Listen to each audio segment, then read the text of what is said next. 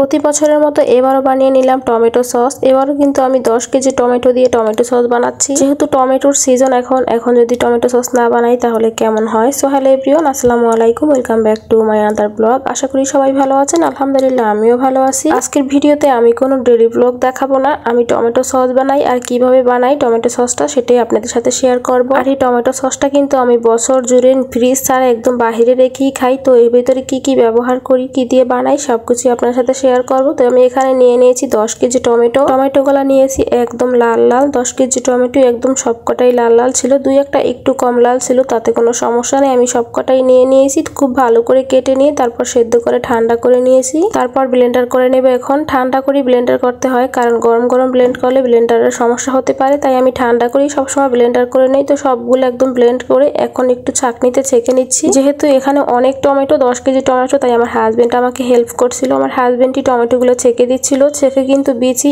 আর টমেটোর খোসাগুলো ফেলে দিতে হবে, তাহলে সসটা খুব সুন্দর হবে। টমেটো সস বানানোর জন্য সবসময় একটু পাকা পাকা লাল লাল টমেটো দিয়ে চেষ্টা করবেন, তাহলে সসের কালারটা অনেক বেশি সুন্দর আসবে। এই টমেটোগুলো দুটা রাইস কুকারই সেদ্ধ করে নিয়েছিলাম, 2 পাতিলে। তারপর সেদ্ধ হওয়ার পর আমি একটার ভিতরে ঢেলে তারপর ব্লেন্ড করে নিয়েছি। এখন খুব সুন্দর করে ছেঁকে নিচ্ছি। দেখতেই পাচ্ছেন এই বিচিগুলো ফেলে দিলাম। আর এই যে এগুলো দেখতে পাচ্ছেন, এগুলো হলো সাইট্রিক অ্যাসিড, আর আরেকটার নাম আমার একদমই মনে নেই। এগুলো দিলেই টমেটো সসটা একদম বাহিরে রেখে খেতে পারবেন, কোনো ধরনের নষ্ট হবে না। একটা নাম আমি এখন একদম ভুলে গেছি। তারপর আমি এখানে এই যে দিয়ে দিচ্ছি মরিচের গুঁড়া। ঝালটা আপনারা টমেটো সসটা টেস্ট বুঝে দিয়ে দিবেন। আর এখানে চিনি, টমেটো সসের সাথে সবকিছু আমি একবারে দিয়ে দিচ্ছি। তো এখন আমি দিয়ে দিচ্ছি রাইস কুকারে বসিয়ে, আমি রাইস কুকারই বানিয়ে নেব টমেটো সসটা। তো কিছুক্ষণ জাল করার পর এখানে আমি দিয়ে দিচ্ছি এগুলো হচ্ছে কর্নফ্লাওয়ার। তো আমার এবারের কর্নফ্লাওয়ারটা কেন জানি না একটু লাল লাল, আমি বুঝতে পারছি না কেন। এমনিতেই সবসময় কর্নফ্লাওয়ার কিন্তু একটু সাদাই থাকে, তবে আমি কেন জানি না আমার এই কর্নফ্লাওয়ারটা একটু লাল লাল। তো সমস্যা নেই, আমি কর্নফ্লাওয়ার দিয়ে সাথে সাথে নেড়ে নিচ্ছি। পানি দিয়ে অবশ্যই কর্নফ্লাওয়ারটা গুলিয়ে নিতে হবে। এখন ঘন হওয়া পর্যন্ত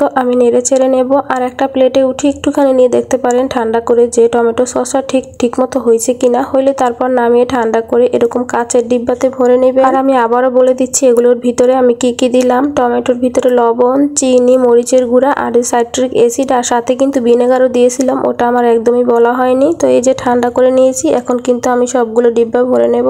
টমেটো সসের কালারটা দেখতেই পাচ্ছেন, মাশাআল্লাহ অনেকটা সুন্দর হয়েছে, তাই না? এখন কিন্তু আমি বক্সে ভরে খুব সুন্দর করে রেখে দিতে পারবো। এমনিতেই কোনো নর্মাল ফ্রিজে রাখতে হবে না, এমনিতেই খুব ভালো থাকবে একদম বছর জুড়ে। আমি প্রতি বছরই এরকম টমেটো সস বানিয়ে রেখে দিই, একদম আবার টমেটো আসা পর্যন্ত খাই। আবার টমেটো আসলে অবশ্যই তখন আবার বানিয়ে রেখে দিই। আর টমেটো সসটা খেয়ে কখনো কেউ বুঝতেই পারবে না যে টমেটো সসটা আমি বাজার থেকে কিনে আনিনি, বাসায় বানাইছি। মাশাআল্লাহ এত বেশি সুন্দর হয়, সবকিছু একদম পারফেক্ট হয়। তো আজকের মতো এই পর্যন্তই। সবাই ভালো থাকবেন, আল্লাহ হাফেজ।